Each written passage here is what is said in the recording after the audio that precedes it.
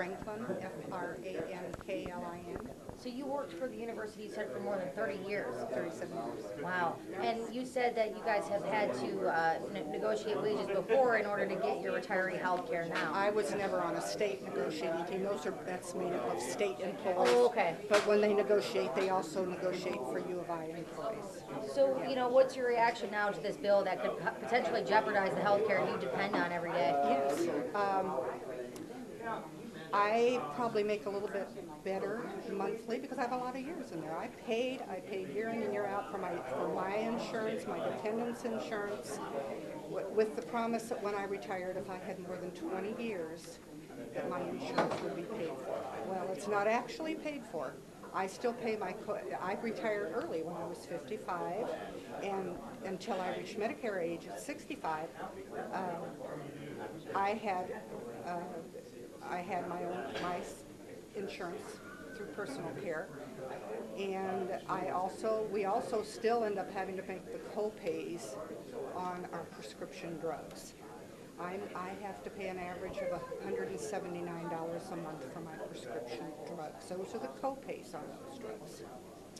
I make $1,987 a month net, and you have a lot of other expenses, even if you're retired. So you have those too. I have a sister who retired from the university who makes barely $300 a month. Now, how do you take away from a person making $300 a month a payment for your health insurance and leave them anything whatsoever to live on? Because she hasn't reached Social Security age yet. This whole bill, what it does is takes away that 1971 protection for our benefits and puts it back in the hands of CMS director only. If that's the way this person sees it, it takes it out of the hands of negotiating, giving us a chance to negotiate the best deal we can possibly negotiate.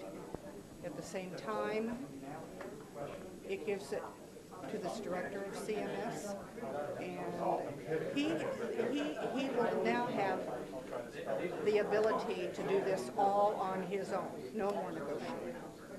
And anybody who's carrying health insurance, and we retired with that promise to suddenly have this turned on us at this stage. They've broken the promise. And this would be troubling for you now. I mean, you mentioned up there that you have a series of medical issues. I mean, really, what would happen if... I don't know. I've got rheumatoid arthritis, too. And, who knows what's going to happen to me. Obviously, I'm not going to be able to go out and shop for insurance. Or if I do it, the premium on it's going to be so high that I don't think, they'll turn you down. But at the same time, the premium will be so out of this world. It will make it very hard. How does it make you feel to know that you put in so many years, all this hard work and effort, you assume when you retire everything's locked in, and now there's a potential to lose everything you've worked for? Well, we trusted them all of these years to keep their word. Now, trust is gone. Is that upsetting for you to know that every day you never know what's going to happen? Yeah, very upsetting. Because as she said, the average retirement pay is, you get is around $32,000 per year and under. There are people who make very good, but they're judges. They are General Assembly. They are way up there in the working order, and they do make good salaries, good pensions. But the majority of us are down here.